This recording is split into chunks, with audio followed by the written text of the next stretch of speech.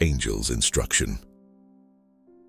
After Herod's death, an angel appeared to Joseph in a dream in Egypt, saying, "Rise, take the child and his mother, and go to the land of Israel, for those who sought the child's life are dead." Joseph obeyed, taking Mary and Jesus back toward Israel.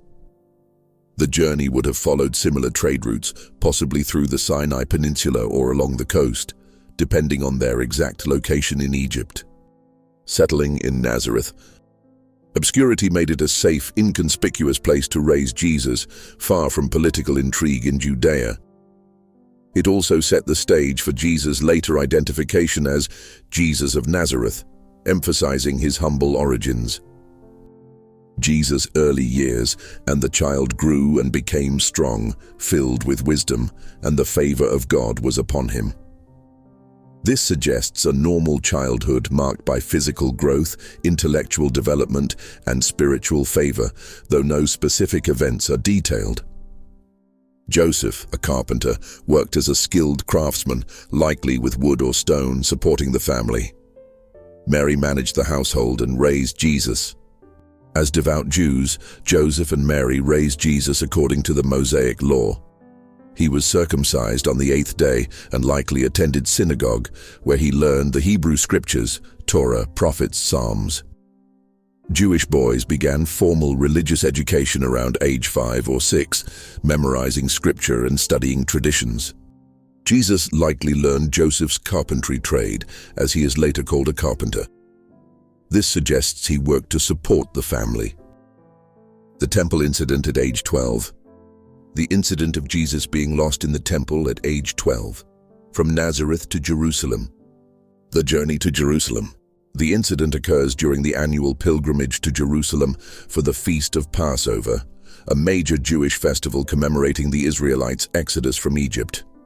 Luke 2 states, "Every year, Jesus' parents went to Jerusalem for the festival of the Passover." Passover celebration. The family arrived in Jerusalem and participated in the Passover rituals, which included sacrificing a lamb at the temple, eating the Passover meal, and engaging in prayers and songs. The city was crowded with pilgrims, creating a vibrant but chaotic environment. The return journey begins. The return journey begins.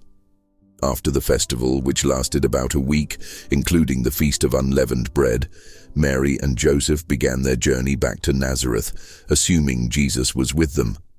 Luke 2:44 notes, "Thinking he was in their company, they traveled on for a day."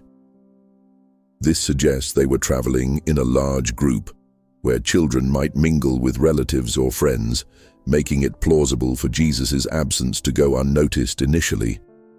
Discovery of Jesus' absence. After a day's travel, likely 20-25 miles, Mary and Joseph realized Jesus was not with the caravan. This would have been a moment of panic, as losing a child in such circumstances was alarming, especially given the distance from Jerusalem and the potential dangers of the time. They returned to Jerusalem, searching for him. Luke 2:45 states, "When they did not find him, they went back to Jerusalem to look for him." The search likely involved checking with relatives, friends, and places they had visited during the festival. 3 days later.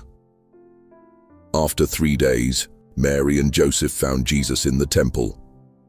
The 3 days likely includes the day of travel away from Jerusalem, the day of travel back, and part of a day spent searching in the city.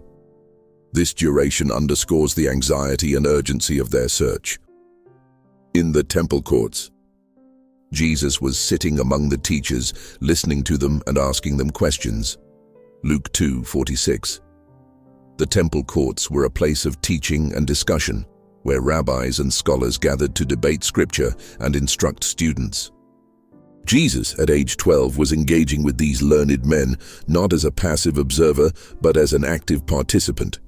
Luke 2:47 notes, "Everyone who heard him was amazed at his understanding and his answers." This suggests Jesus displayed extraordinary insight into spiritual matters, likely discussing the Torah, the meaning of Passover, or other theological topics. His ability to hold his own among scholars hints at his divine nature, even at a young age. Interaction with his parents. When Mary and Joseph found him, they were astonished but also distressed. Mary said, "Son, why have you treated us like this? Your father and I have been anxiously searching for you." Jesus' response is significant. Why were you searching for me? Didn't you know I had to be in my Father's house? The phrase "my Father's house" refers to the temple and reveals Jesus' awareness of his unique relationship with God as his Father.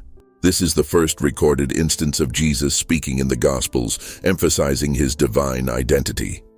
However, Luke notes that Mary and Joseph did not understand what he was saying to them. Luke 2:50. This indicates that, while Jesus was aware of his divine calling, his parents were still grappling with the full implications of his identity. After the incident, Jesus returned to Nazareth with his parents and resumed his life there. Luke 2:51 states, "Then he went down to Nazareth with them and was obedient to them." Despite his remarkable display of wisdom and his sense of divine purpose, Jesus submitted to his parents' authority, reflecting humility and respect for his earthly family.